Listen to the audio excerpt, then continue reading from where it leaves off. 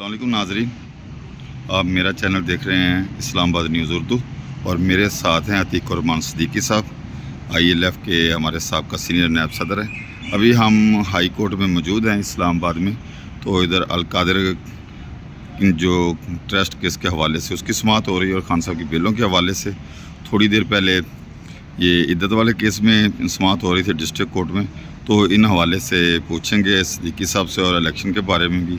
सिद्दीकी साहब बताइएगा कि खान साहब के जो केसेस चल रहे हैं, साइफर केस है या अल-कादिर है या इद्दत वाला केस है, क्या इसमें कोई रिलीफ मिलेगा कोर्ट से? देखिए, बंदा बीइंग वकील उस वक्त ओपिनियन देता है जब सारी चीज़ें पॉइंट ऑफ लॉ पे डिसाइड होती हों, जब सबको मालूम है, आवाम को, हर गैरे every Tom Dick and Harry को, कि पाकिस्तान में इस वक्त ना आइन है, ना कानून है, ना जमहूरियत है, ना आपकी बुनियादी हकूक़ हैं। तो तमाम चीज़ें मैनेज कर ली हैं इस वस्ताई ताकतों ने, जिसको मैं अमरीकी एजेंट्स कहता हूँ, क्योंकि ये इंटरनेशनल गेम का पाकिस्तान में जो प्लेयर्स हैं, स्पेशली अमरीकी एजेंट्स और उनके आगे जो टाउट्स हैं, ये सारों ने ये सिस्टम जो है ना कंट्रोल, मैनेज और कंप्रोमाइज़ कर लिया है। अब आ जाते हैं पॉइंट ऑफ लॉ पे, दो के जहाँ पर पॉइंट ऑफ लॉ सब ने देखा 1-2 साल में जो कुछ हो रहा है, उस पर पॉइंट ऑफ लॉ जो है ना वो बिल्कुल बेमानी होकर रह गया है। लेकिन आपने 3 केसों के हवाले से बात किया, साइफर, अल-कादिर ट्रस्ट और इद्दत। इस पे पहले मैं वीलॉग कर चुका हूँ कि ये दोनों केस, तीनों केसें बेबुनियाद हैं, इसका कोई कानूनी जवाज़ ही नहीं बनता। लेकिन सारी कौम ने देखा कि किस तरह से धक्के से ना सिर्फ खान साहब को रोक किया इस केस में, उनकी एहलिया को रोक किया, बल्कि अपने जो कंट्रोल और मैनेजर और कंप्रोमाइज़ जजों से उन्होंने इनके ख़िलाफ़ फ़ैसले भी ले लिए और 8 फरवरी से पहले सज़ाएँ दिलवा दी। अब आ जाते हैं क्या हो रहा है। यकीनी तौर पे सारे इस वक्त कह रहे हैं कि इमरान खान साहब का ये केस अब कुछ भी नहीं रहा, पहले भी केस कुछ भी नहीं था, तो क्या यहाँ से रिलीफ मिल जाएगा? इमरान खान साहब की जो सज़ा है और शाह महमूद कुरैशी की, क्या इसमें एक्विटल हो जाएगी? कानूनी तौर पे, यकीनी तौर पे 100% नहीं 200% ये केस ख़त्म होने वाला है और एक्विटल बनती है और बाइज़्ज़त बरी होने का।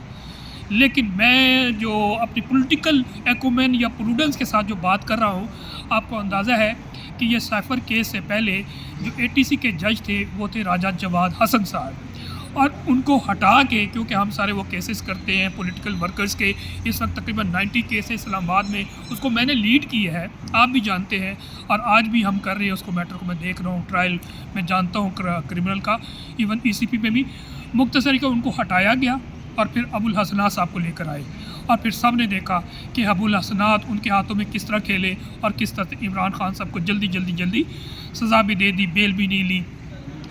अब दूसरे सिनेरियो में आ जाते हैं कि यहाँ पर चल रहा है और ये कितना स्ट्रेच किया गया, ये मैंने वीलॉग में किया था कि ईद के बाद जाएगा, प्रोसिक्यूशन भी टाइम लेगी और इट विल टेक टाइम। साथ साथ अल-कादिर ट्रस्ट का भी जिक्र किया था, अब इन्होंने बैकअप पे अल-कादिर ट्रस्ट रखा हुआ है।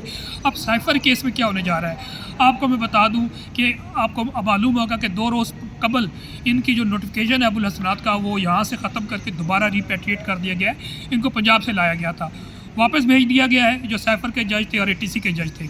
अब उनकी जगह पे बिठाया गया जनाब इस वक्त जो इस्लामाबाद में थे काम, एडिशनल डिस्ट्रिक्ट एंड सेशन जज ताहिर सिपरा साहब। और आपको भी पता है कि ताहिर सिपरा साहब किस तरह के जज हैं, और मेरे अंदाजे के मुताबिक वो भी मैनेज, कंप्रोमाइज़ और कंट्रोल्ड जज है।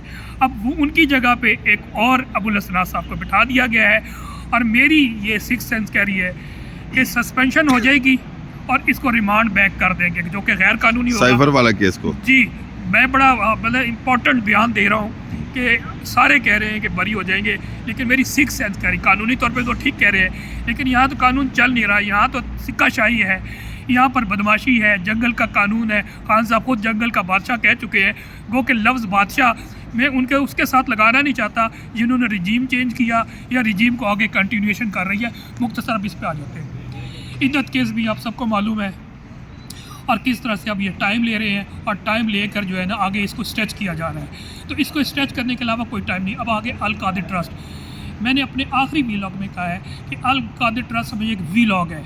फॉर एग्ज़ाम्पल हम कर देते हैं कि सोच लेते हैं कि जनाब यहाँ से रिहाई हो जाएगी, लेकिन इस रिहाई से पहले उसमें उनमें कन्विक्शन देंगे, और इसीलिए बड़ी तेज़ी से चलाया जा रहा है। कल सुना 21 गवाहों को गुजारा गया है तो मेरे हिसाब से मई के स्टार्ट में अल कादिर ट्रस्ट में जो है वो फैसला सुना दिया सजा जाएगा, दे दी जाएगी। और मैं समझता हूँ हालांकि केस उसमें भी कुछ नहीं है, वो अलग डिटेल है कि साहब वो आप पूछेंगे अगर कि जनाब अल कादिर ट्रस्ट के है वो तो फिर लंबा हो जाएगा। मुख्तसर ये कि उसमें भी धक्के से सजा दी जाएगी और फिर इसमें अगर एक्विटल हुई भी उसमें भी महीना 2 महीना लग जाएगा। तो खान साहब अनफॉर्चुनेटली लीगली तौर पे मैं समझता हूँ खान साहब आते हुए नज़र नहीं आ रहे मुस्तकबिल करीब में, लेकिन अनफॉर्चुनेटली खान साहब की इस वक्त जो पूरी लीगल टीम है, मैं बार बार कह चुका हूँ, ILF को जिस पूरे निज़ाम को इन्होंने कंट्रोल कर लिया, आपके जुडिशल सिस्टम को, आपके पार्लियामेंट को, आपके प्रोविंशियल असम्बली को, आपकी एग्जेक्टिव को, मतलब ये हैंड पिक सारे बैठे हुए हैं फस्ताई ताकतों के, जिन्होंने रजीम चेंज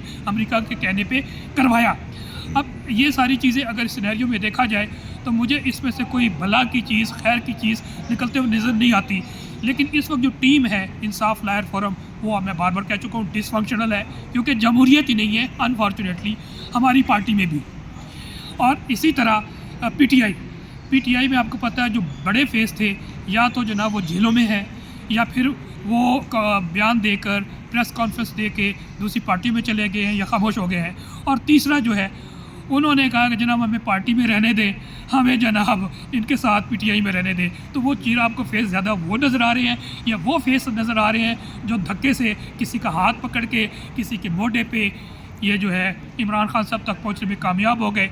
और इमरान खान साहब तो पहले भी कहते रहे मुझे बंदों की पहचान नहीं है। अनफॉर्चुनेटली इमरान खान साहब को बंदों की पहचान नहीं है। इसकी वजह से इस वक्त जो लीडरशिप, सो कॉल्ड लीडरशिप है, वो मैं समझता हूँ इस पोजीशन में नहीं है कि in accordance with law, in accordance with constitution एक मूवमेंट चला सके, यानी कि जमहूरी मूवमेंट, बुनियादी हकूक़ के लिए movement, without taking the law into hand. आपको स्ट्रगल करना चाहिए, आपको मोबिलाइज़ करना चाहिए, और मोबिलाइज़ करने के जो इंग्रेडिएंट्स है, it is all missing in the instant scenario. Atiq साहब, जैसे ये सिचुएशन बनी हुई, आपके कहने का मकसद है कि खान साहब अनकरीब ये महीना 2 महीने में बाहर आने वाले नहीं मुझे हैं। नहीं लगता जी, बिल्कुल मैं बिल्कुल आपको बिल्कुल, मुझे भी नहीं लगता। दूसरा ये है कि जो जुडिशरी है, इनके इस्लामाबाद के 6 जजेस ने खत भी लिखे, इनको थ्रेट भी दिया गया, हाई कोर्ट में, सुप्रीम कोर्ट में सारे जजेस को, काफ़ी सारे जजेस को पाउडर वाले वो खत भी मिले, उसकी समात भी थी। तो क्या आप ये समझते हैं कि जो जुडिशरी है, जुडिशरी भी कंप्रोमाइज़ है? और जैसे जुडिशरी का ये हालात देख रहे हैं, जो खान साहब को सजाएं दी गई, ये सारी इलीगल थी। जी मैं पहले अर्ज़ कर चुका हूँ, खान साहब पे इस वक्त तकरीबन 200 केसेस हैं। कोई भी एक केस जो है ना वो प्लॉजिबल नहीं है, सारे बकवास गलत केसेस है, इलीगल है, मालाफाइडीज़ है, बुरी नीयत है। अब इस पे आ जाते जो 6 जजेस के हवाले से आपको पहले भी अर्ज़ कर चुका हूँ कि अब ये सिस्टम जो आवाम के सामने नंगा हुआ है, अब एग्जीक्यूटिव अथॉरिटीज़ इसको नंगा कर रही हैं। आपने अभी रिसेंटली इलेक्शन से पहले एक जो RO था NA 8 का, उसने वाज़े तौर पे जो ISI के 4 अफराद अंडर कवर नाम से लेकर आए थे उसको एक्सपोज किया, लिख के बाज़ाब्ता नाम किया, क्योंकि उसकी तलाशी ली गई तो शनाख्ती कार्ड पे कुछ था और वो अपना नाम कुछ और बता रहे थे। वो तो कमिश्नर पिंडी साहब का बयान, कमिश्नर का भी बयान आ चुका। फिर सबसे बढ़कर सारी छोड़ दें, हाई कोर्ट के 6 एक्टिंग जजेस आउट ऑफ 8 जजेस ने हिम्मत की और proper in accordance with law तमाम लेटर लिखा है, वो मैंने पूरा वीला किया हुआ है, उसके रिपरकेशंस, उनके कानूनी मुज़म्मरात। अब शौकत अज़ीज़ सिद्दीकी साहब का इसमें मामला जुड़ाते थे, बिल्कुल शौकत अज़ीज़ सिद्दीकी और इन 6 जजेस का केस जो है वो डिफरेंट है। शौकत अज़ीज़ सिद्दीकी ने कभी भी in accordance with law initiate नहीं किया। अगर उनके नज़र में थे कि कुछ लोग इंटरफेयर कर रहे हैं, उनको अप्रोच कर रहे हैं, ना उन्होंने हाई कोर्ट के जज को रिटर्न लिखा, ना ज़ुबानी लिखा, ना सुप्रीम कोर्ट में उन्होंने लेटर लिखा, ना उन्होंने मुलाकात की। जबकि इन 6 जजेस के केस में आप देख लें, जो 2 साल से प्रेशर हुआ, उन्होंने इन अकॉर्डेंस विद लॉ अपने सुपीरियर को कहा, यानी कि सुपीरियर कौन है? Chief justice Islamabad high court. उसमें वाज़े तौर पर लिखा, हमने अप्रोच किया, लेकिन उन्होंने कोई स्टेप नहीं लिया। उसके बाद हमने मीटिंग की chief justice of Pakistan supreme court से, फिर उस वक्त कोई नहीं जज थे, काजी फायजी साहब, उनसे मुख्तसर उन्होंने हर स्टेप लिया। फिर आखिर में एक लेटर लिखा कि कोई मैकेनिज़्म जो है जजेस के हवाले से मौजूद नहीं है कि अगर उनको इंटरफेयर किया जाता है तो वो अपने आप को किस तरह प्रोटेक्ट करेंगे, और उनसे रहनुमाई सीखी है।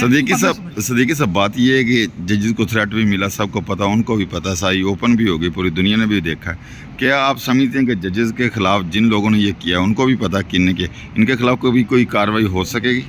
सर 1947 से टिल 2024 क्या मुक़्तदर हल्के के ख़िलाफ़ या ताकत हरवे के हल्के के ख़िलाफ़ जिन्होंने मुल्क तबाह किया है, लूटा है, मुल्क को बर्बाद किया है, मुल्क को तोड़ा है और मार्शल लॉज लगाए हैं, जितने डिक्टेटर्स हैं, मुझे बता दें किसी जर्नैल को, किसी मेजर जनरल को, किसी लेफ्टिनेंट जनरल को, किसी जनरल को सज़ा दी? क्या अयूब ने आइन तोड़ा था? यस तोड़ा था। गद्दारी की थी तो गद्दारी की थी। या ने वो तो सब ने की, या ने की, परवेज़ मुशर्रफ ने की। परवेज़ मुशर्रफ को सज़ा तो दी गई थी, लेकिन जिस जज ने सज़ा दी थी उसका हाल क्या हुआ? वो आपके सामने है। मुख्तसर ये कि सज़ा कौन सी एग्जीक्यूटेबल हुई, चले छोड़ दे। उसके बाद परवेज़ मुशर्रफ की लाश यहाँ पर नहीं आई। क्या उसको गॉड ऑफ ऑनर नहीं दिया गया? क्या उसकी तनख्वाहें रोक दी गई? क्या उसकी जायदादें कुर्क की गई? तो nothing has happened on the ground right from 1947 till 2024। और यही पाकिस्तान को आगे आपका मतलब ये है कि ये जो नामालूम लोग हैं, ये ताकतवर लोग हैं जिन्होंने ये 21 मई को 21 अप्रैल को ज़िमनी इलेक्शन जिस तरह करवाए गए हैं ठेपे जैसा, ये उन्होंने वाज़े पैगाम दे दिया कि हम इस तरह भी कर सकते हैं। पंजाबी में नहीं कहते जो करना है कर लो, तो जगह बिल्कुल सामने आ गया, ओपन हो गया, 24 करोड़ आवाम कर जाए। हाँ, अब वही बता रहा हूँ कि अब ये जंग हो गई है बातिल ताकतें, तागूती ताकतों वर्सेस अवाम। अब अवाम उठेगी अपने लिए। इमरान खान साहब एक इख्तियार थे, उन्होंने जो अपना काम करना था किया और कर रहे हैं। लेकिन अब ये अवाम की जंग है। अब सबको पता है पाकिस्तान डूब रहा है, पाकिस्तान की मईशत ख़त्म, पाकिस्तान की अखलाकियात, पाकिस्तान की समाजियात, पाकिस्तान की सियासियात, पाकिस्तान का आइन, एवरीथिंग। सदीकी साहब, क्या ये तो सारे जानते हैं जिस तरह गुर्बत या क्राइम बढ़ रहा है या जिस तरह की सिचुएशन बढ़ी है, क्या इन लोगों को पाकिस्तान की आवाम से कोई गर्ज है नज़र आ रहा है? देखिए, जब चोर, उचक्के, लुटेरे, बदमाश, गद्दारों को आवाम से नहीं होता, उनको अपने वेस्टेड इंटरेस्ट से गर्ज होता है। ये एक लिखारी है जो कि हिट उसने लिखा था अ confession of an economic hit job by John Perkins. वो बड़ी ज़बरदस्त उसमें वो हिटमैन होते हैं, मुख्तसर हिटमैन क्रिएट करते हैं। और पाकिस्तान में अनफॉर्चुनेटली हिटमैन यही जो मार्शाल्लाह लगाते हैं वही है अमेरिका के, और उसके मुताबिक वो रजीम चेंज करते हैं। इस टाइम और दुनिया में रजीम चेंज हुई है और 72 रजीम चेंज की गई है। लोगों को मार दिया जाता है जब मकासद पूरे हो जाते हैं। मुख्तसर इनके अपने मफादात हैं। आप देख लें कि जब ये भर्ती होते हैं तो ये ज़ीरो पे होते हैं, जैसे जैसे ऊपर जाते हैं तो ये करोड़पति से लाखपति, लाखपति से करोड़पति, फिर अरबपति और खरबपति बनते हैं। अब तो सबको मालूम हो गया इनके बच्चे बाहर, इनका पैसा। इसका मतलब ये है कि ये कानून से बालातर लोग हैं। यकीनी तौर पे अबव द ला तो ख़त्म हो गया। उन्होंने पाँव धरे, बूट तले, जो भी कहना है रोन दिया है, ख़त्म हो गया। अब ये सर्वाइवल की जंग है, लड़ सकते हैं, ठीक है।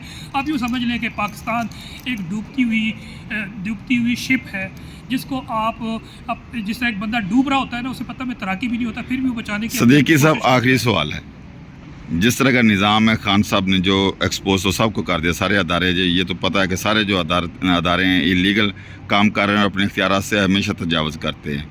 और क्या इसके लिए आवाम कभी उठेगी? आवाम कभी उठेगी इस निज़ाम के ख़िलाफ़? ये वैसे बहुत बड़ा सवाल है, लेकिन मैं आपको बता दूं, खान साहब ने अपना काम किया, लेकिन खान साहब के अलावा भी लोग काम कर रहे हैं। खान साहब के अलावा जर्नलिस्ट भी काम कर रहे हैं, हम जैसे वकला भी कर रहे हैं, सिविल सोसाइटी के लोग काम कर रहे हैं। आप देखें बेशुमार लोग हैं जो पाकिस्तान छोड़ गए। और जो भी अब आजकल सोशल मीडिया का, ये मीडिया ख़त्म हो चुका, ऑब्सोलीट हो चुका, जो कि आप जिसको इलेक्ट्रॉनिक मीडिया कहते हैं, प्रिंट मीडिया कहते हैं, रेडियो, एवरीथिंग इज़ फिनिश। अब इस सोशल मीडिया का दौर, खान साहब ने भी अपने तौर पे कई जगह पे जहाँ पर माजी में गलती की है, अभी तक विजन नहीं दिया खान साहब ने कि व्हाट इज़ नेक्स्ट स्टेप। मुख्तसर ये है कि इसमें सारों का, सिविल सोसाइटी का, हर पढ़े लिखे लोगों का रोल है और रोल प्ले करना, क्योंकि पाकिस्तान सिर्फ इमरान खान साहब का नहीं है। इमरान खान साहब ने तो अपनी पसली से, अपने हौसले से बहुत ज़्यादा किया, और उनकी दास्तान कोई 1 डेकेड या 2 डेकेड में नहीं है, 5 डेकेड्स में मबनी है। लेकिन इसी साथ साथ जो हम जैसे तबका है, स्कॉलर्स हैं, जर्नलिस्ट हैं या सिविल सोसाइटी है, ये अपना अपना रोल प्ले कर रही है। और ज़्यादातर वो लोग जो बोलना चाहते हैं पाकिस्तान से निकल के बाहर जाके बोल रहे हैं, और they are doing wonderful job. चाहे वो आदिल राजा है, हैदर मेहदी है, चाहे डॉक्टर मोहित पीरज़ादा, इनको सुना, डॉक्टर मोहित पीरज़ादा को आप ज़रूर सुने। फिर इसके अलावा इसके साथ शहबाज गिल है, सबी काज़मी है, Sabir Shakir, lot of people are doing lot of service for Pakistan, और इंशाल्लाह सारे मिल के हम आखिरी दम तक लड़ेंगे। थैंक यू जी। मेरे साथ से ये सदीकी साहब, आपने इनको सुना। समात तकरीबन ख़त्म हो गई है। दूसरे आ रहे हैं, हमारे चैनल को सब्सक्राइब कीजिए, लाइक कीजिए, शेयर कीजिए, हमारे साथ रहिए। आपको वीलॉग और इस तरह के तबसरे और ख़बरें मिलती रहेंगी। शुक्रिया जी।